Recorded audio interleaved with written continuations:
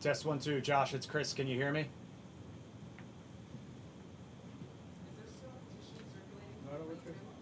What's up? So I'm trying to make sure that I have this live shot dialed in right, basically. So I just need to make sure, I have to mute 701 where I have him, right, to make sure that he doesn't get mix minus? That's correct. Okay, great. Test 1, 2. Josh, it's Chris at Fox 5. Josh. Test 1, 2. Test 1, 2. Josh, it's Chris. If you can hear me, can you give me a count to 10?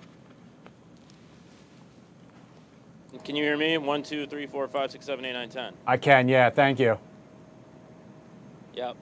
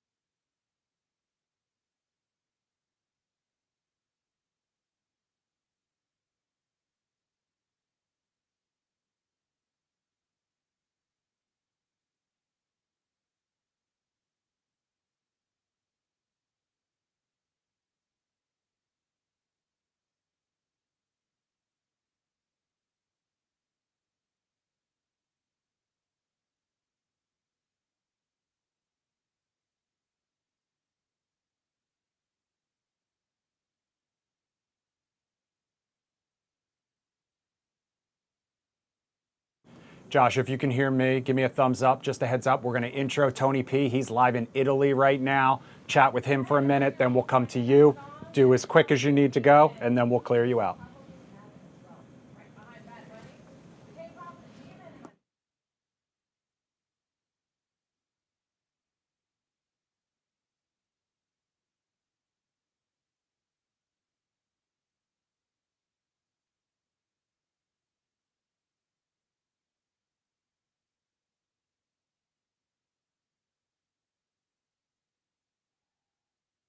And Josh, just a heads up, I have Pete Perringer live right after you in the Zoom room.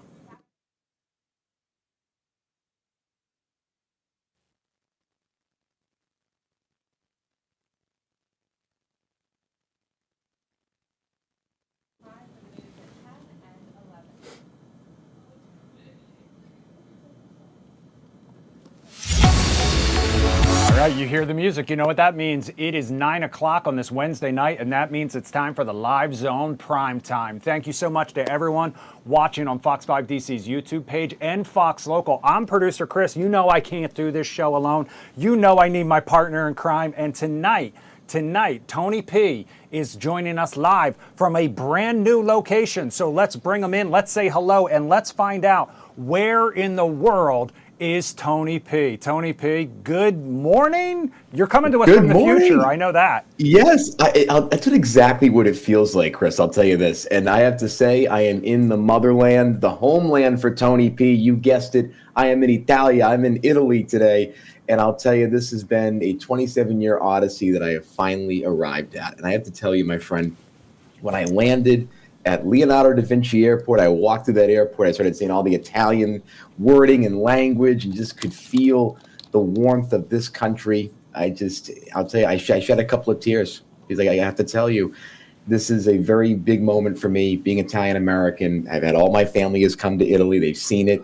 I've only heard about it and read about it. And my AP European history course taught me a few inside scoops that I could bring to this trip. But overall, I'm coming here with a fresh mind, not knowing much, and I'm just so excited to learn about this incredible country over the next couple of days. We have a great schedule planned. Tony P, where in Italy are you? So I am in Rome. So I am here in Rome, right? And literally, I am about a 5-minute walk from the Pantheon. We saw the Spanish Steps earlier today. Went to my first real Italian restaurant right here in Rome. And what's really interesting is they do like 6-course meals here.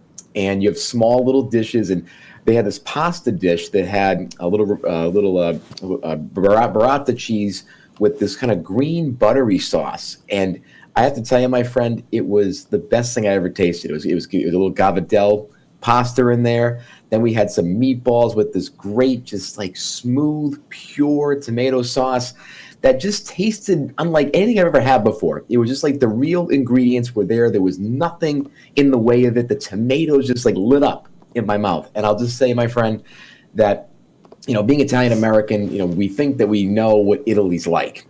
But our tour guide said it to us best, and then our representative from the EU mentioned it too, that Italian-American is very much, a great tradition and culture, but it's kind of like movies that are based on a true story. They have a lot of truth to it, but there's some twists that aren't exactly true when you go back to Italy to the true story. And so I'm coming at this with a just totally fresh mind, ready to learn about this incredible country, where my family's from, the heritage behind that, and it's just, I am like just filled with joy. I've been barely able to sleep all day because I'm just so excited to be here and to see these incredible sights. We're going to the Coliseum in the next couple of days too, so cool stuff's coming. Tony, we're going to hear lots more about your trip in Yes. No, that's fine, but we do want to get to our top story right now because we are covering this all day. This is a major flood and power outage that is happening in Wheaton, Maryland. That water leak earlier this afternoon shut down a Safeway, parts of Georgia Avenue, and it knocked out power to about 1,000 people nearby on a cold morning. Fox 5's Josh Rosenthal is actually on the scene, so I do want to get to him now because he's live out there. Josh, can you tell us a little bit about what's happening right now? Is this still an active scene? And what about those people who are left in the dark and cold?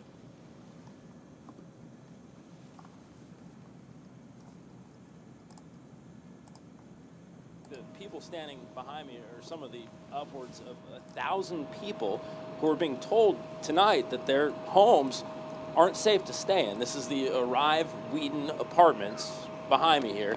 Follow me in this direction. These buses, they're being used to keep people warm. And I apologize, Chris, I'm getting mixed minus. I'm going to take my ear out, so I'm not going to be able to hear any questions. I apologize. But these are warming buses. They have people on there now staying warm. I'm told that they're going to be taken to rec centers later on if they don't have somewhere else to go. Folks in this building here, again, upwards of 1,000 of them, they're not being forced out. However, it is being strongly recommended that they leave. And the reason starts with this massive flood from earlier today. Follow me down in this direction. Actually, one more thing before the backstory. You see those big blue crates over there?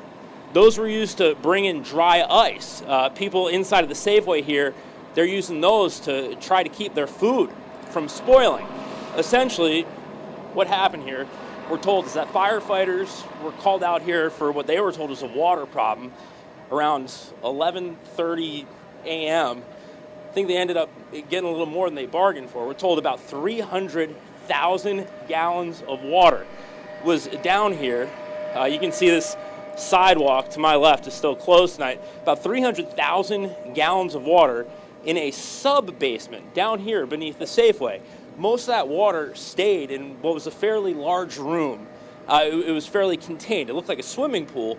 And the problem, or compounding the problem with that, is that that's also where you had the electrical closet and other utilities. So it knocked out the power, not just to the Safeway, but to those apartments as well. And so fire have been here pretty much all day. For a very long time, they had pumps down this side, just pumping out for hours, hour after hour, gallon after gallon. And then eventually, it's not the determination of the people.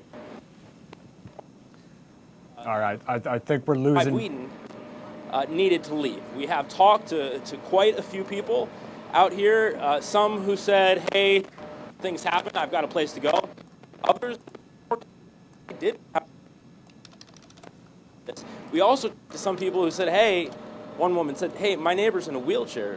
What's she going to do? So it's mixed actions, very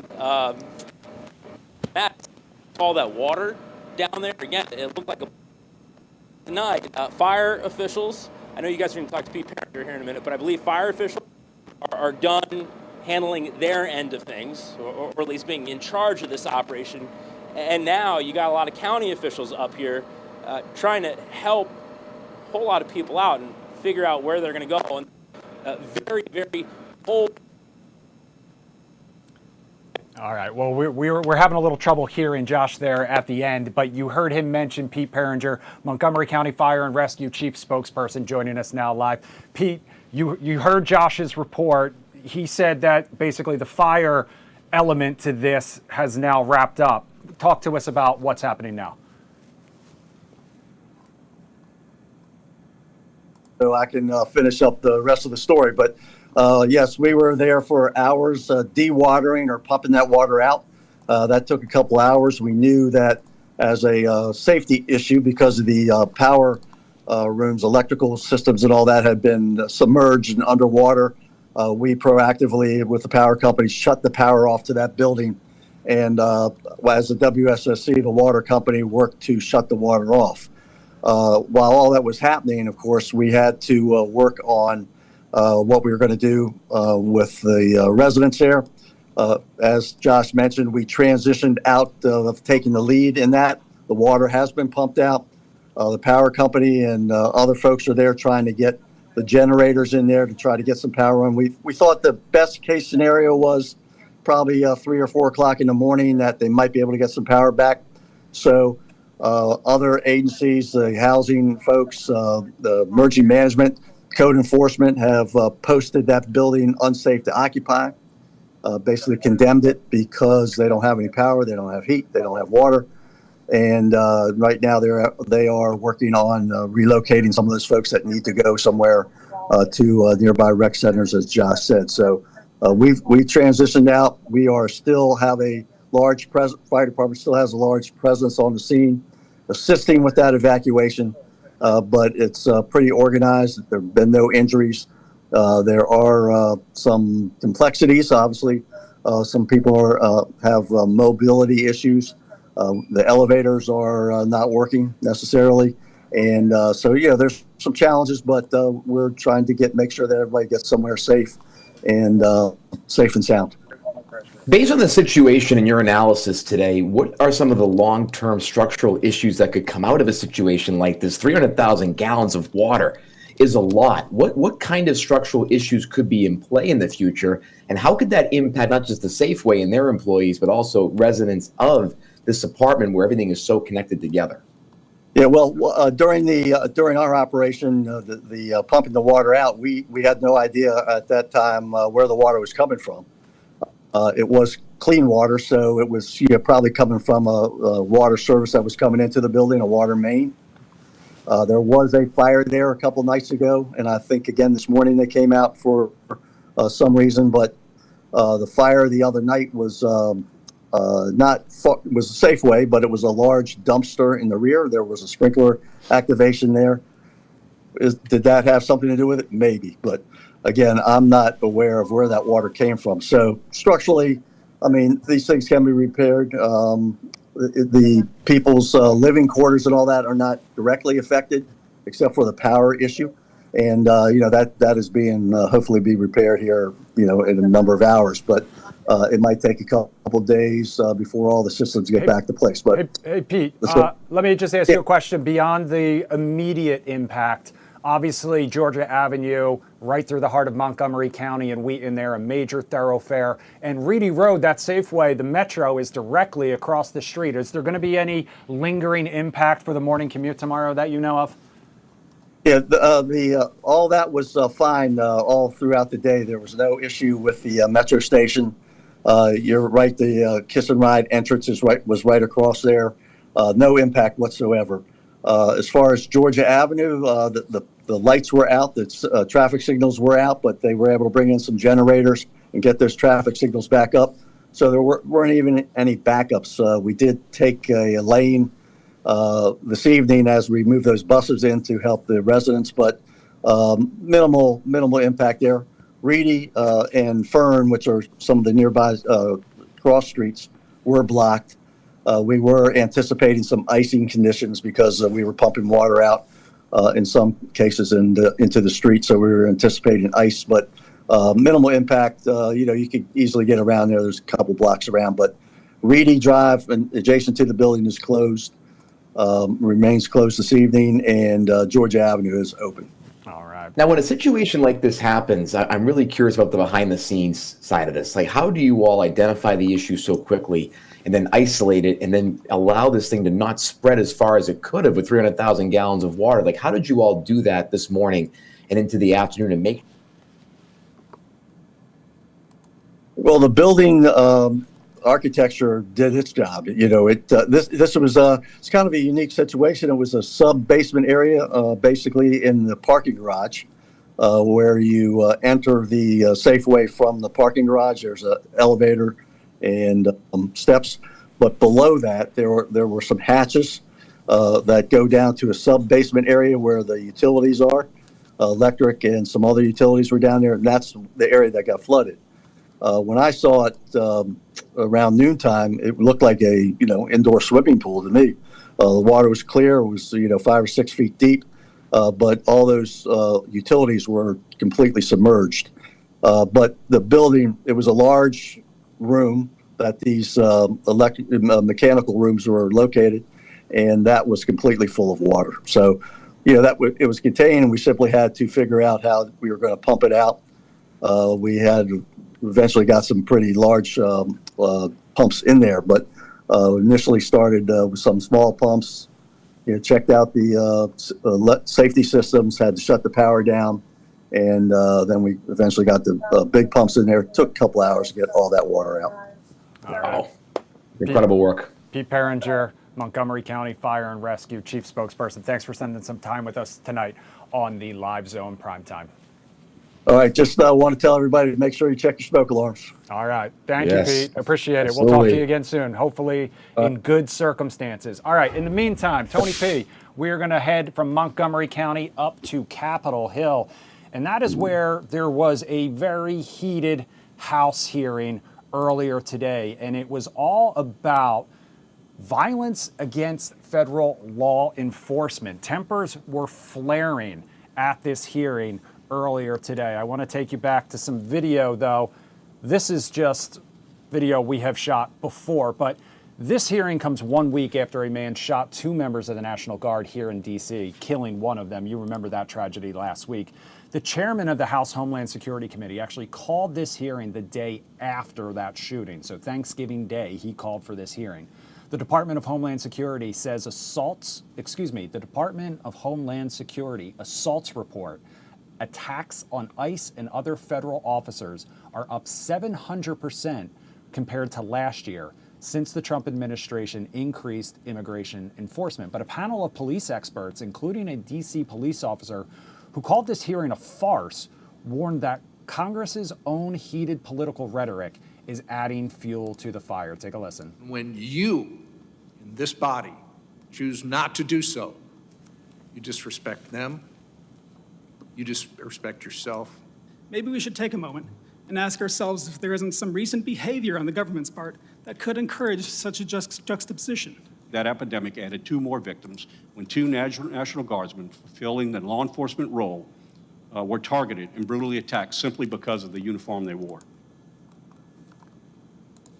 So experts say the rise in violence against officers also has a direct connection to widespread issues in recruiting new law officers at both the federal and local level. But Republicans and Democrats on the House Homeland Security Committee spent a good portion of this hearing blaming each other.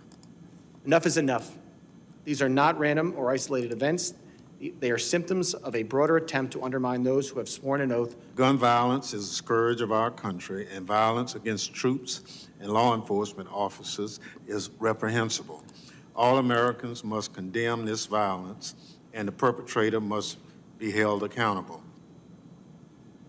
So this debate over the cause of attacks on federal officers and how to prevent them is likely to get even more heated next week, because that's when Homeland Security Secretary Kristi Noem is slated to testify before the committee. Tony P., this has been one of those things that is terrible. Obviously, no one wants to have these sort of attacks, but we have talked repeatedly about this rhetoric and what it is doing to kind of inflame these situations.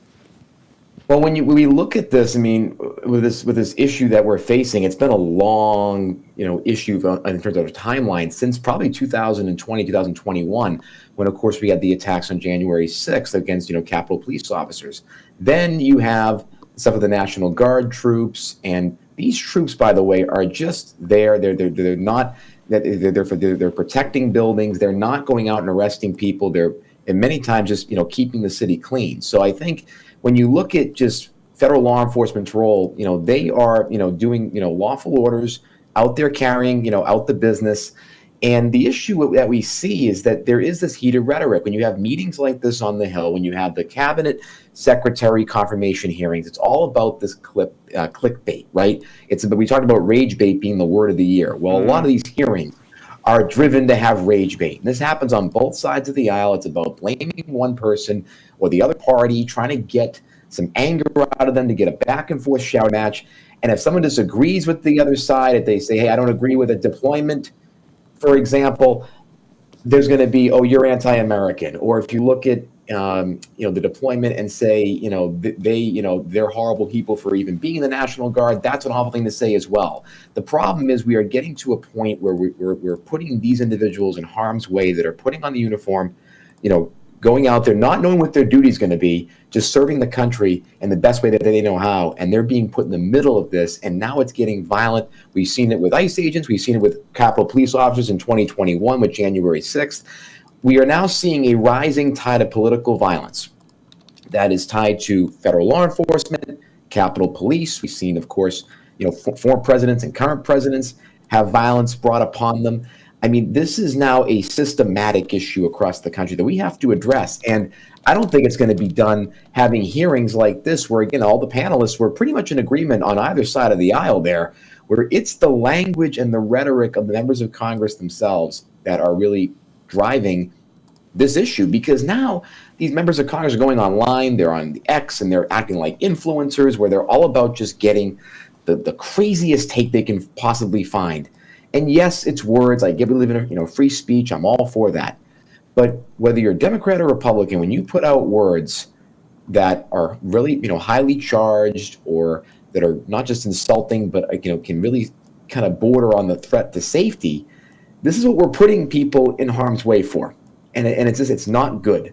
And so we need to really figure out how we're going to tone down that rhetoric and understand that we can disagree with a certain policy and then talk about how we're going to change that policy, not go out there and personalize it and make it about the troops or the National Guard members or the police that are just out there following the orders and, doing, what is lawful at the time, whether it be a court ruling that it's lawful at the time, or if it's a presidential order, or if it's a governor. So I just think we have to really figure out how to stop personalizing this and not putting these individuals who serve the country, who protect us, in harm's way, using them as pawns. I'm going to be very direct with that. We use these individuals as pawns to make a political distinction instead of having that discussion between the politicians and voters as well. So this is just tragic because now people are getting killed. We're seeing, National Guard troops, losing their lives before Thanksgiving, being in critical condition. We saw Capitol police officers die and were injured and wounded during January 6th because of political rhetoric. The question that I have is when is this going to stop? Like, when are we actually going to look at this and say this is a repeated issue? We are headed to a totally new frontier of political violence in the United States that we have not seen before. And for me as a younger citizen, that scares me, because this is something that we don't want to see and is not a good cornerstone for a healthy democracy. And, again, one of the things, being here in Europe the last couple of days, I have, heard from a lot of folks talking about the rhetoric and the political violence in the United States is really at an all-time high. And it feels like we're just coming close to a watershed moment. I don't want us to get there. So please, we have to figure out a way to, do this better. And then that comes from the White House. With President Trump, he's a part of this issue. And I think members of Congress from both sides of the aisle are part of this. And I think instead of trying to, score points or say this person's wrong, can we just start to figure out proactive ways to stop the violence and to stop the increasing rhetoric? What are some ways we can disagree in a healthier way while making sure that, people don't compromise their positions if they have sincerely held beliefs, but so that we don't have violence and death brought upon, sworn officers who serve, whether they be National Guard troops or Capitol Police officers. This is getting out of hand, and it needs to stop. All right, well, we'll revisit this issue, I'm sure, next week when Kristi Noem takes the House floor. In the meantime, we're going to take a quick break. Coming up next, we're going to talk about what else Tony's been watching on the other side of the world from Italy, including Travis and Taylor never fighting. I don't know whether I like this, to be honest. That should be a song. Yeah, I know, to be honest with you. All right, as we leave you, we're going to take a live look at our camera. Fox 5 Skycam from the wharf lit up. I see some red, I see some green, maybe a little holiday colors. We'll be right back in 2 minutes.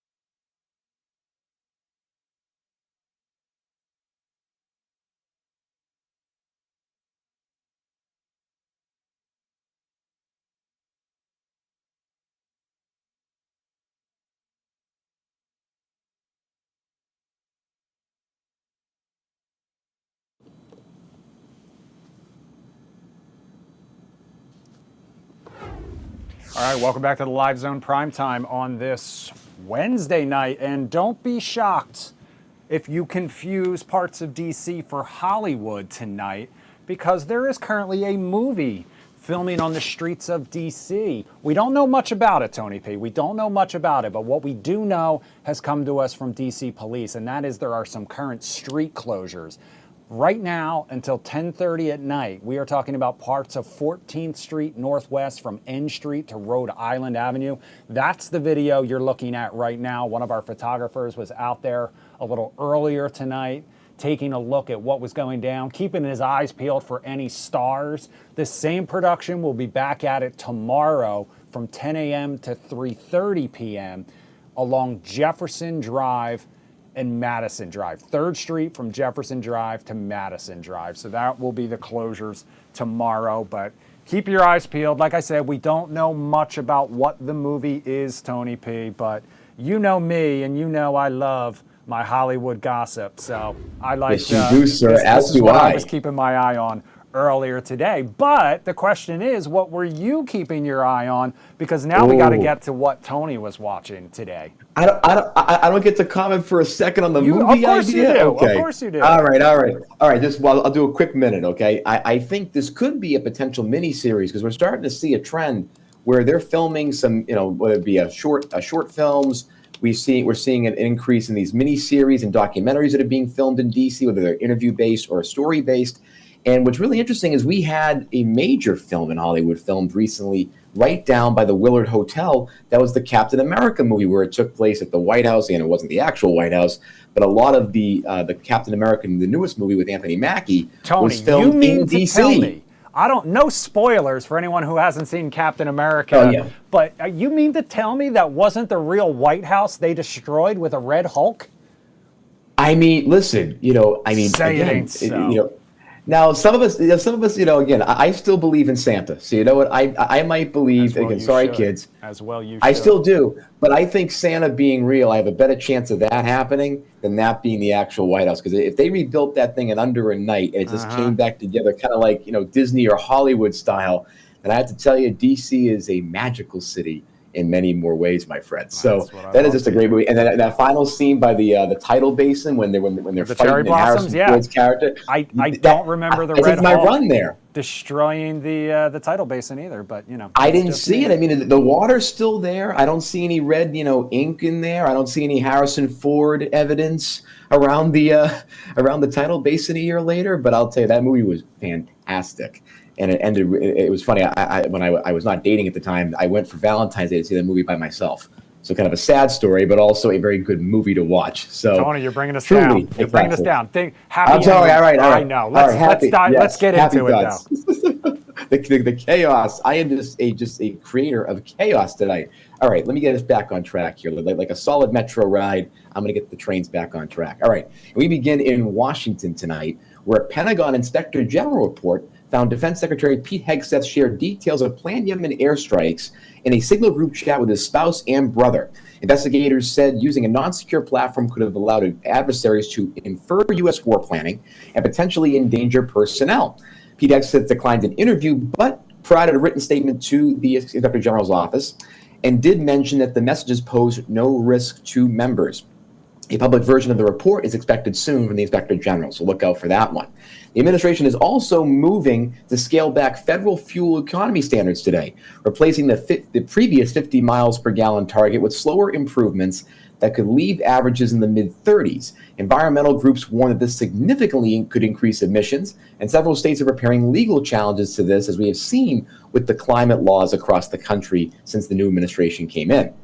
Also, President Donald Trump has issued a high-profile pardon today for former Democratic Congressman Henry Cuellar, who was charged with accepting nearly $600,000 in foreign-linked bribes. The move ends the prosecution and prompted bipartisan criticism over intervening in an active corruption case. And he has also announced that he will be running again as a Democrat in response to this decision by the president. So watch out for the electoral dynamics on that front as well.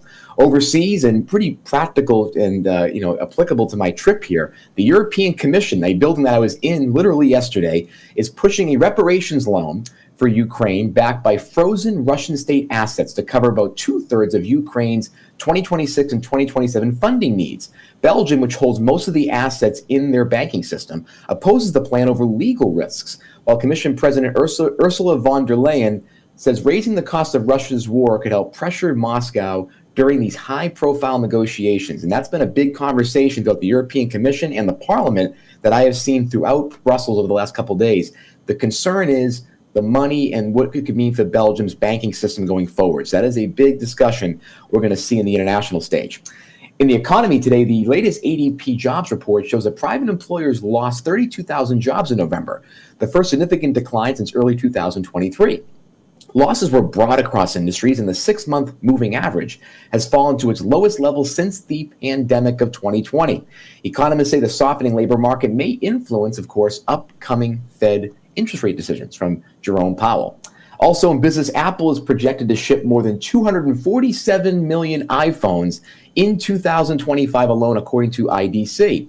Strong demand for the iPhone 17 line and renewed growth in China, where Apple has regained over 20% market share, could help push iPhone revenues above $261 billion this coming year and have a similar forecast in the 2026 as well. So watch out for those holiday shopping numbers. In entertainment, Travis Kelce, we talked about this before, says he and Taylor Swift have never once had a fight, crediting communication and coordinated travel for keeping their relationship steady. It's one of his most personal comments, by the way, since the relationship went public nearly a couple of years ago. And I have to say, I buy it based on their podcast appearance on New Heights. They seem really simpatico. So I'm going to, in the holiday spirit, Chris, I'm going to believe that for as long as I can until I am proven otherwise. Also in entertainment, Neil Patrick Harris is also trending after Abby Lee Miller posted a filtered selfie of him from his Broadway show Art that distorted his face. Harris commented, what did you do to my face in a X post? Miller later explained that she had finished treatment for lymphoma and was leaning into filters for herself and mistakenly just added it to his as well. So again, just an honest mistake, but a cute and wholesome social media moment with Neil Patrick Harris. I've always loved his overall just vibe. So a very, very, interesting entertainment story there. And finally, in the social media world, a viral clip from Australia shows a woman floating in a public pool while scrolling on her phone. According to the New York Post in their virality section, viewers are divided between admiration of her commitment and disbelief, with many joking that it perfectly captures the modern screen addiction that we see here in the United States and around the world. The pool confirmed that she was not asked to leave during this time, but again, just another story of how we just are still addicted to our phones. We're going to put it at risk. Even if it gets submerged in that water, waterproof or not, we're going to go for the risk because the phone, getting that little doom scroll in, I bet it was a Samsung because she wasn't afraid of it getting wet. Oh, come on. You know why they're? You know why? We're going to turn this into that. This is a joke, just in case anyone is watching. But you know why Apple is shipping so many new phones? Because people constantly have to replace their screens that they're cracking. But people are still buying them, Chris. People are still buying them. Yeah, because they keep breaking. A buy is a buy, okay? And they need to get a new one, a replacement. Listen, whereas it's like this golf. Nobody looks at the scorecard. This trusty Samsung has been to hell and back and still going strong, baby. I have to text you and I see that green. And when I see that green, I cringe and I get so angry because we just can't. I know. We just can't have the blue messages, my friend. Why can't we just do that? Going back to Taylor and Travis, I don't have an issue with them not fighting, but I hope they have healthy disagreements that help them grow as a couple. That's all. I'll tell you, yes, I hope so too. I mean, here's the thing. I mean, any relationship is going to have healthy disagreement when you have you have to learn to navigate conflicts. You do, and everybody has their quirks, man. We know this. Like little things can trigger us, and we can sometimes, engage in healthy disagreement because we get triggered in our little quirks. So again, I mean, I hope that they're perfect because I really love them both. And I do think that they should do multiple podcasts and talk shows because they're just entertaining to watch going back and forth. But again, I'm going to believe that as long as I can until I hear some type of backstory from a New Yorker magazine or Extra, like the places where I get these stories. We've heard this. We'll hear it again. We've heard this from other celebrity couples before too. I believe Swizz Beatz and Alicia Keys said that they never fight. George Clooney and Amal said that they never fight. And so what I have surmised and learned from this is that rich people don't have the same problems that we do. Tony P, we're going to take a quick break. On the other side of that break, an all-new episode of The Floor aired right here on Fox 5, just 1 hour before us, right before us. So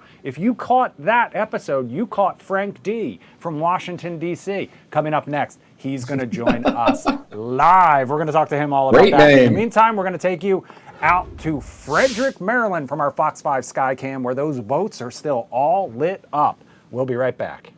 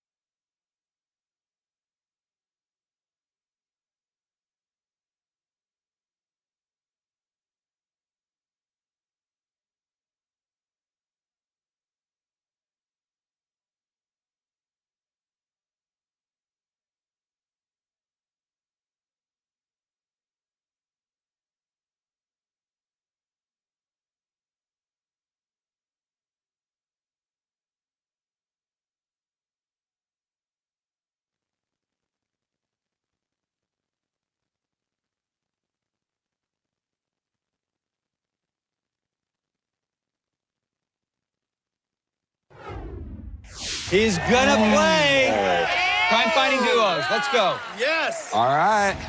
Let's do this. Let's go. Good luck.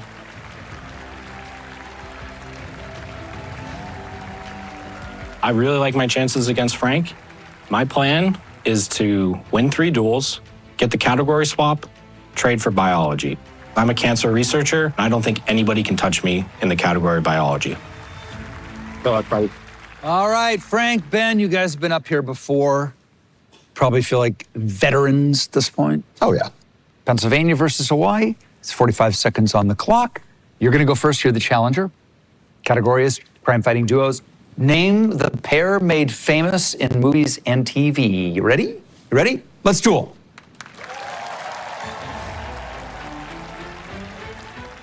So that was a clip from tonight's all-new episode of The Floor right here on Fox 5. And once again, the nation's capital was front and center because Frank D, the latest DC area resident, featured in the show. And fresh off that episode, Frank D joins us now live right here on the Live Zone Primetime. Frank D, thank you so much for joining us.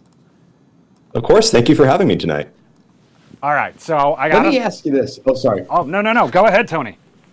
No, sorry. There's a gap there. So I want to ask. So, like, when you look at this process of the show, and you go on a show like this, and it's a high pressure situation.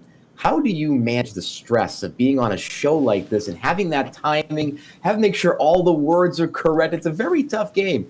How do you manage that in the first take? I've always wondered. I mean, what type of skill does that require? Is it preparation, or is just, I want to say, just a natural instinct, my friend? I mean, I would say it's a mixture of both, because like when people are watching from home, what they really underestimate is just how much adrenaline and anxiety just like flood your body the moment that you're brought up onto that stage. I can at least speak for myself. They were very generous to me in the edit. They did not show like the little bit beforehand of my first duel when I was just kind of walking up, just being like, okay. Like by the time I got to the stage, it was like nice. I was like calm, cool, and collected. But I would just say it's just kind of when you're there and you're in the moment, it's like one of those things of you just kind of lock in and you have to go for it. So if you had your dream, crime fighting duos. Okay, so like Batman and Robin are going to be on there. We just saw Mulder and Scully from the X-Files. Shaggy and Scooby is the one we had just paused on. Like, how confident going into that were you? Not very. Okay. Yeah, it was one of those things like I inherited the category and I had that feeling because I was like, I'm going to be good enough at it. Like I had a bit of time to process it, to study it. And I like, it was one of those things like, I think I can do this, and believed in myself essentially. And when like having the overall like situation, I know it's filmed in Ireland, so like the overall process of that, how does that work in terms of like do they fly you out there? How long are you there for? What are some of the behind the scenes logistics that you could give the viewer about what it's like to actually be on a game show like this? Right. So The Floor, like unlike other game shows like Wheel of Fortune or Jeopardy that are kind of like episodic, The Floor is one of those things where they have an ongoing cast. So we're flown out. There's a few days of preparation to do sort of logistical stuff. And then we do 2 to 3 episodes a day. So in all, it's a week or so of being over in Ireland. So imagine just taking yourself out of your regular life and just going over to, like we called it adult summer camp, because that's essentially what it was. Like every morning waking up, having breakfast together, loading up onto the buses and going to the studio. So it was like, that was the whole process. It was an interesting experience of like waking up, going to the studio, hair, makeup, wardrobe, and just bouncing between filming episodes and then eating meals and studying, filming episodes, eating meals and studying. It was surreal. It was almost like a fever dream in certain regards. I want to come back to the studying in just a second, because I'm very curious about how you kind of prep for this show. But watching the episode earlier tonight, I saw that there was a former White House employee on the show. So some other DMV connections. Did you guys like know that going in? Did you kind of like team up at all? Oh, so we did not know this going in. So Valerie Whitehouse, she and I were actually on the same flight to Ireland. We had never met before. We were in that show, and like getting to the airport and getting ready to go over to the hotel, she's like, I think we were like from that same flight. And then coincidentally enough, we ended up being placed like right near each other on the floor. Like we were diagonal to each other. So we had already had that friendship that was forming. We had that same area in common. And then now we're like right by each other all day, every day for filming. We ended up forming a strong alliance. Like it was where we would like sit together during our breaks. We would study together, quiz each other. We of course had that agreement of like, okay, look, yes, it's an alliance, but like if my best strategy is to go for you, I will come after you. And it's like, okay, I'm going to do the same thing. So we knew of like, hey, we're doing this, we're in this, we're going to work together, we're going to help each other, but you know, it's still a game, and we respected each other for that, and it ended up becoming something where we were really strong supports for one another in the process. And she and I have kept up a really close friendship since filming had ended. We've hung out quite a few times. We actually took a trip to Madrid together a few weeks ago. That's so amazing. It's a really close friendship. Yeah. Wow. Very grateful for her. Fantastic. And like, and when you look at, you know, the overall, just like, you know, your history with this, like what inspired you to want to get involved in game shows? Were you like me and watched the oldies with your grandmother years ago, and then you said, I want to do that someday? Or was it a certain, you know, thing like, you know, in your skill set or your current work that drove you to say, you know what, let me take this skill that I have and just have some fun with it? So the way that I remember it working, because I had experience before on being on TV. My husband and I had done an episode of House Hunters, and that. No way. Yep. No we were on way. House Hunters. I promise you, I'm going to look this up. that. I'm going to look this up and follow watch up it needs to happen immediately after the Chris or show. me? This was the best news you could have dropped on this show. Yes.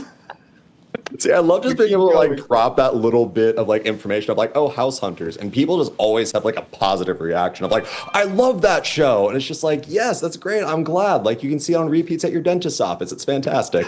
I forgot what did you ask me? So to go back before I had my little conniption there and how excited I was. So like, you know, when you go back in your life, what was the thing that truly inspired you? Was it that you watched it with your grandmother or parents before, or was it like you know you have it in your profession, your professional life, and those skill sets you just love using them? So did you want to use it for a different purpose this time? Right, thank you. I got distracted talking about That's my fault. That was all my fault. My reaction. Okay. Well, so that was one thing of like, I had that experience. I really enjoyed it. Like, I mean, believe it or not, I'm actually an introvert in real life. And so being in front of the camera and just being like, wow, this feels really natural to me. Like I'm enjoying this. I wanted to have that experience again.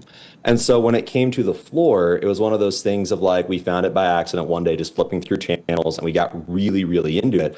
There was an episode where I was watching it and we were just playing along, and I was like, I could do this. And they showed like a little like ad with Rob Lowe, just being like, oh, if you think you have what it takes to be on the floor. And it's like, well, guess I got to put my money where my mouth is. So ended up applying, and then, well, the rest is history there. But wasn't so much of a growing up watching game shows and having these sorts of like game shows connections, more of just I really want to do more of a TV experience, and this just sounds like a fun thing to try and do. Like submit the application, we'll just see what ends up happening. So I'm going to come back to this in just a second, but season 228, episode 11, March 2nd, 2023, a budget battle in Virginia. Let me look this one up. Wrestling You brought with receipts. You found it. wrestling with different spending habits after one receives a lucrative promotion, testing their financial values. I can't wait. I can't wait. Okay. So now going back to the floor, we talked a little bit about studying. I want to talk a little bit more about the prep. Because you're here in the DMV, I asked this to our last DC-based contestant. Do you have like bars where you like to go do trivia? Are you active in that scene? Do you hope to kind of parlay this into maybe being like a quiz master at a local bar trivia scene? I mean, I'm not against doing more trivia. Like, truth be told, I was not really involved in a lot of trivia stuff before being on the floor, before applying. I mean, the most trivia involved thing that I do is that the school district that I work for, there's like a weekly trivia quiz that's sent out to teachers who want to participate in it. And so that's like my weekly thing that I do, is trying to fill out those answers and see how high of a score I can get. Like, there's super niche categories like 80s, like horror movies or things like that. And I'm like, I was born in the 90s, but I'll try my best. But last year I was on the leaderboard for the district, and I was like, you know what, I'm doing good enough at this. So I would say I've got some potential for trivia, maybe something to follow. And I mean, now I've got like a great resume booster being like, hey, I was on national TV on a trivia show. So maybe I know a little bit of what I'm talking about. And has the school district been rallying and watching? Oh yeah, it's been nice. They sent out a piece that they wrote about me, and so that went out to the district.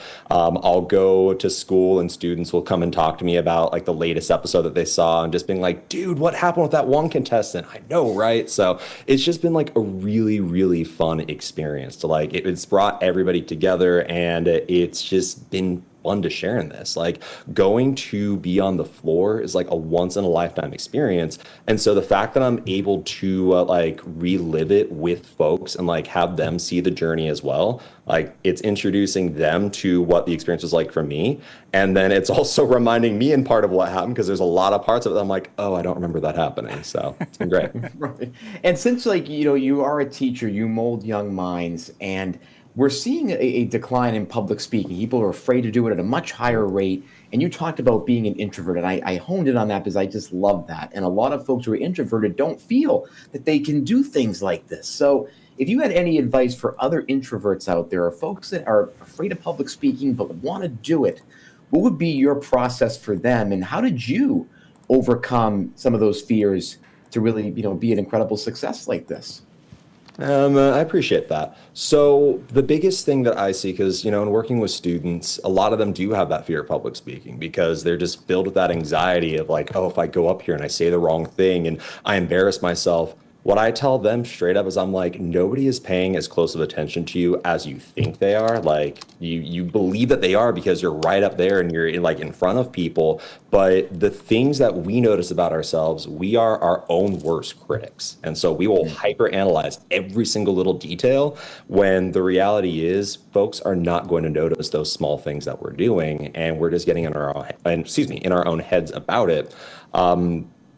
Biggest thing along with that also is just not being afraid of mistakes, because we're all humans. We're all going to have errors in terms of how we speak. We're going to stumble on our words, things like that. But it's just not letting it get to you. Just allowing yourself to be authentic, allowing yourself to roll with the punches. If you make mistakes, not being afraid of maybe poking fun at yourself or making a light joke and then just moving on, because people have short attention spans and they're not going to remember the mistakes that you make when you're speaking. That's a great point. The short attention spans. It's even easier now because we have like what, 3 or 4 seconds of that ability. Yeah. So I love that point. To piggyback off of that, I always tell people who ask the same question is that everybody's only just thinking of themselves. You'll be fine. Frank, thank you so much for spending some time with us here on the Live Zone Primetime. We appreciate it. Good luck to all of your students, and good luck on the rest of the semester. So good luck. Appreciate that. We appreciate you. Thank you so much for having me. And just a reminder, you can catch the floor weeknights, Wednesdays, I should say, right here on Fox 5. So, Tony P., I know that your dream is to be involved in some sort of trivia, but I've got a little trivia for you, my friend, because this has been one of my favorite. No, it's not really trivia. It's more, what was your top song from 2025, because like we discussed, the Spotify Wrapped list dropped today, and I have been obsessed with finding out what everyone has been listening to in 2025. Well, my friend, I'm going to break your heart. First of all, I have never been a Spotify user. So I have never used it. However, I am an Apple Music user, very loyal. Okay, since they did their list as well. And it's very, very, I'll tell you, they divide it up. They call it Apple Music Replay. And for my replay for 2025, they go by month as well. if we have more time, I go into every single little detail. We've got just to- 8 minutes just to in show. show, Tony P. 8 minutes Oh, we in do? show. Oh, my God. Okay, so I'm going to start. It divides by artists and songs and albums and also genres. So I'll go down with first with the artists. Now, I sampled this year or listened to 568 total artists on Apple Music this year. Absolute craziness. Okay. The number one artist with 1,229 minutes of total listening time was Michael McDonald. I could not believe that. Okay, that was just incredible. I don't know what it was. It wasn't a lot of Doobie Brothers this year either. It was a lot of his solo stuff. So, you know what? That's a big one for me. To quote one of my favorite lines in one of my favorite movies of all time, if you play Yamo Be There one more time, I will Yamo burn this place to the ground. Yes, that is a great line. Also, the Family Guy episode with him in it when he's singing back up to Peter is great too. Number 2, we have Joe Nichols, the country singer, with a little bit under 1,100 minutes listened to. Dire Straits at number 3, a little bit of distance Little though. Mark Knopfler. With 700, and a great guitarist, 775 minutes. Number 4 is the classic 80s group, Tears for Fears, 645 minutes. Everybody And wants to rule finally, the world, Tony. including me. And we have at number 5 for total artist with 562 minutes. That is Peter Cetera, not from his Chicago days, but from his solo years in the 1980s. I had this kind of like mid to late 80s kick this year. I do not know why, but those are the main artists there. And my top 2 songs I'll give you was Never Gets Old by Joe Nichols. I listened to that song a lot for some reason this year, especially when I'm in California. And number 2, December 1963, Oh, What a Night by Frankie Valli. Or, as we say in Sopranos world, Rusty Milio in that great show. So those are my top 2. Then we have albums.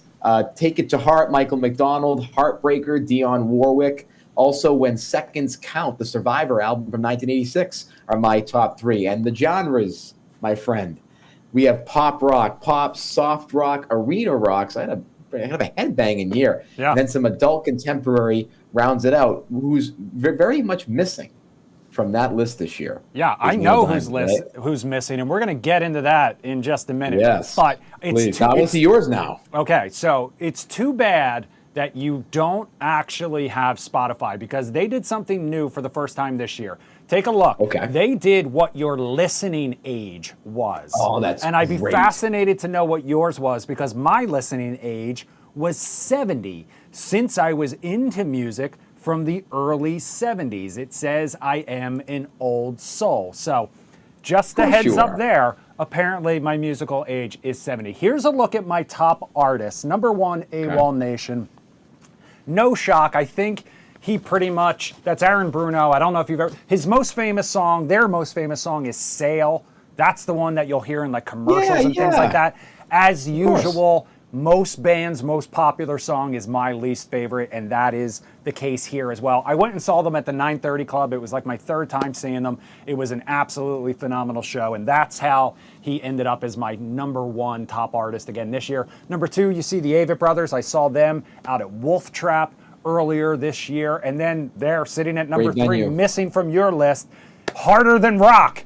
We took it to the Diamond. Neil Diamond, number 3. Number 4, the Lumineers. And number 5, Nathaniel Rateliff. Now, when it came to my top 5 songs, a little different. You'll see a theme here as well. Number 1, Oh Lord by Foxy Shazam. Now, this is entirely because of James Gunn. This was the theme to Peacemaker Season 2. So every episode opened with the same song and the same dance number, and it was this. Foxy Shazam, the lead singer, also, you may remember, collaborated with, who's that white boy rapper from Seattle? Help me out. Macklemore. He did the song Downtown. He had the most catchy part of that song, Downtown. Number 2, speaking of James Gunn, the theme from Superman. This was the electric guitar version of the John Williams classic. Charles de Gaulle by Letts. Now, Letts is, he was a member of Edward Sharpe and the Magnetic Zeros. And I don't know if you remember, there was a big thing about how Edward Sharpe and the Magnetic Zeros was like the most cringe.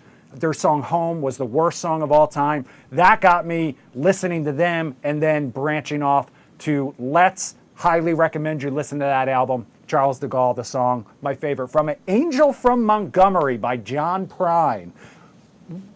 Hands down, one of the greatest songs of all time. Most people probably know the Bonnie Raitt cover of it better, but you should listen to it. It's absolutely phenomenal. And then finally, Reach Out, I'll Be There by the Four Tops. That was used in the trailer for season 2 of Severance. So much of the music that I listen to is inspired by or ends up being the result of something I'm currently watching. And this year, clearly no different. But number 3 most listened to artist was Neil Diamond, and I am both shocked, chagrined, and outraged that he was not on your list, Tony P. I am outraged too, I have to be honest. Is it because you're listening to him on vinyl and so you don't need to listen to him digitally? You know what? That's a great excuse. And when I see our friend Kevin Walling, I'm going to say that to him because I think he may know that Neil missed out on the list this year. Yeah. So I did a little age thing. Actually, before I do that, I want to ask you: Are you like me and listen to songs on repeat multiple times when you're doing something, going through a run? I will listen to the same. Back to songs. When I get obsessed with a song, I will listen to it not only on repeat. I will listen to it multiple times, back to back to back, until I have heard every single, everything that makes that song, and then I will go watch live performances of it on YouTube so I can see all the different ways that they have performed it as well. I do the same thing. Now, is there a max amount of time that you've done before? What record have you broken? Because I have a certain number in my head. I can't say, and it's usually just until the next thing comes along that I get obsessed with. Okay, and you keep that one song. That's exactly what I do. And I love the live music thing. I have to hear it with a live twist, and again, each type when it's live, it sounds a little bit differently, different keys. Yeah. So I'm totally with you. You kind of want to hear it differently, but it's like a different song. Tony P. You still want to surround it. Just a heads up, West Virginia Ben says, you surprised us tonight, but he must know when music didn't suck. Do you remember the Big Bang Theory episode where Howard and Amy jammed to Neil Diamond Going Down the Road? I never watched that show, so I don't. And then he said, when I said white boy rapper, he came up with Vanilla Ice. So close enough. Thank you, West Virginia Ben. Yes, Vanilla Ice. Oh my God. To talk about a mix of old and new music. All right, Tony, we're down to our final 30 seconds. 30 seconds here. I'll tell you, my friend, so quickly, my age. According to ChatGPT, I looked it up. My age is 57 years old for music listening. So right in the range where I want to be, my friend. A young 57 years old. All right, Tony P., I appreciate you staying up with us. Live from the motherland. We'll do it again tomorrow night, same time, same place. The Fox 5 News at 10 coming your way next right here on Fox Local. Thank you to everyone who joined us. Share your most listened to song in the chat. We're going to take you out on a live picture from Frederick, Maryland. Have a great night.